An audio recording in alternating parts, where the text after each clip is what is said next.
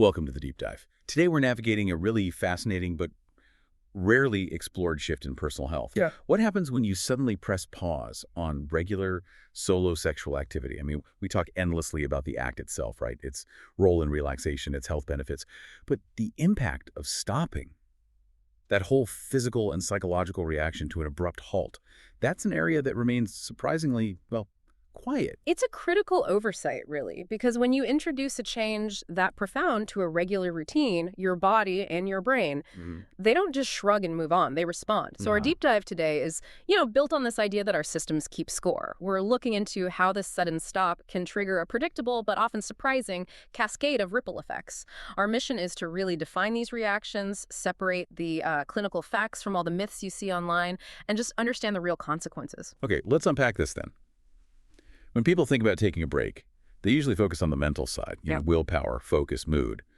But our sources are pretty clear that the body physically reacts first. So what does that initial biological domino effect actually look like? Why is it so dependent on, well, anatomy?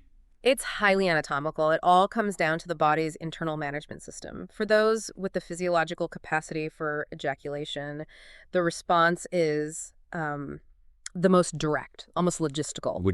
Yeah, there's this common misconception that the components of semen are just passive. They're absolutely not. The body is constantly producing, processing, just maintaining this entire system. So if there's no regular release, the body has basically two choices: reabsorption, which is always happening, or involuntary release. The body decides to clear the shelves, as one of our sources put it. Exactly. That's a perfect way to describe it. When you go for a long time without a voluntary release, that internal pressure cooker, it finds its own valve. That usually comes in the form of nocturnal emissions, what most of us call wet dreams. It's an effective, if maybe a little inconvenient, biological mechanism. And research confirms it. Those who choose to abstain for longer are statistically more likely to experience this. So your body just operates on its own schedule. It does. If you're not managing the output, the system will eventually manage itself. That makes perfect sense for that side of the equation. But what about the physical response for others? For those whose anatomy is maybe more about blood flow and muscular tension instead of fluid management? The effects there are much more subtle. They're focused primarily on the pelvic floor and blood flow mechanics. Okay. Regular sexual activity, including masturbation, is a really powerful driver of circulation to the pelvic region.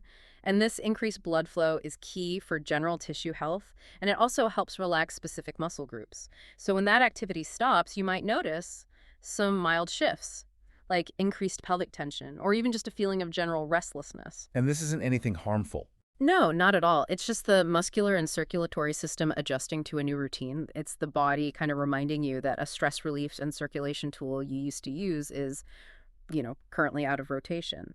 But we have to emphasize the caveat here. While sexual activity is good for circulation, it is absolutely not a clinical requirement to stay healthy. So we've covered the physical plumbing, let's say. But the biggest showstopper happens upstairs, doesn't it? In the brain. Let's get into that neurological effect. Masturbation is known to powerfully engage the brain's reward system. It delivers this potent cocktail of dopamine and endorphins. It's a guaranteed reward. So what happens when we abruptly pull the plug on that circuit? You trigger a genuine neurological ripple effect, and it really does mimic psychological withdrawal. See, the brain is an expectation engine. When it's expecting that reliable burst of pleasure or stress relief or even help getting to sleep and that reward suddenly vanishes, the system registers a deprivation signal. And what does that signal feel like? People often report sudden, pretty severe feelings of increased stress, heightened irritability, and, this is the critical part, extremely strong cravings. The brain is essentially protesting. It's protesting the loss of a highly efficient coping mechanism. So if it's like psychological withdrawal, are we talking about the same mechanism as, say, cutting out sugar or caffeine? Is the intensity similar? That's a great question because the mechanism is similar, but the context is so different. With caffeine, you're dealing with a direct physiological dependence on a stimulant. With this, the dependence is mainly psychological and habitual. It's tied to managing stress and regulating emotions, the intensity. It's tied directly to how frequent the activity was before. So if it was a daily thing? If it was a daily, relied upon tool for anxiety, then yeah, that initial deprivation signal is going to be proportionally much, much stronger. And this leads us right to that. Yeah. That counterintuitive idea you mentioned. The paradox where actively trying to avoid the activity can actually make the urges worse. Precisely. It's what we call the suppression paradox. When people rely only on brute willpower, on this really rigid suppression, they often just intensify the very desire they're trying to get rid of. The more you tell your brain, no, absolutely not, don't think about that, the more the brain fixates on it. The old don't think of a pink elephant problem. Exactly that. Yeah. The brain has this funny way of communicating. When you try to suppress a craving, it doesn't just whisper, maybe later. If you keep fighting it with suppression alone, the desire escalates.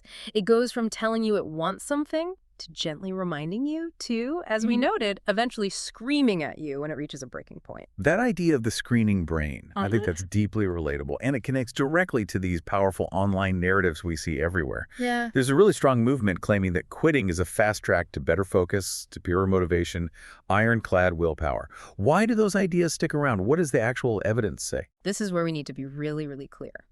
The reason these beliefs persist is often psychological. It's tied to the immediate feeling of accomplishment you get from resisting.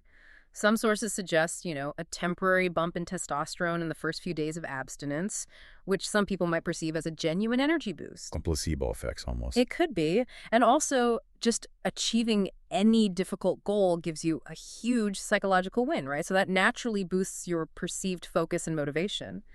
But if we look at the clinical objective reality, those supposed cognitive benefits, the better focus, the willpower, they're just unsupported. So no evidence. There is no concrete research, no clinical evidence proving a direct causal link between abstinence and an increase in cognitive ability. The benefits are largely antiquated. They're perpetuated by the online communities themselves. So we're dealing with correlation, not causation.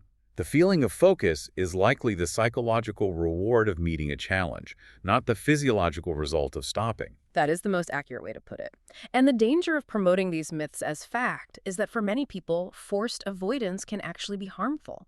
I mean, if someone is already dealing with anxiety or depression or struggling with a genuine behavioral addiction, the sudden deprivation and those escalating urges can drastically increase their stress levels. It becomes counterproductive. Absolutely. The intense fight against the urges consumes mental energy. It can lead to anxiety spikes and just worse mental health outcomes, the opposite of what was promised. And we can't really talk about this without acknowledging the societal landscape.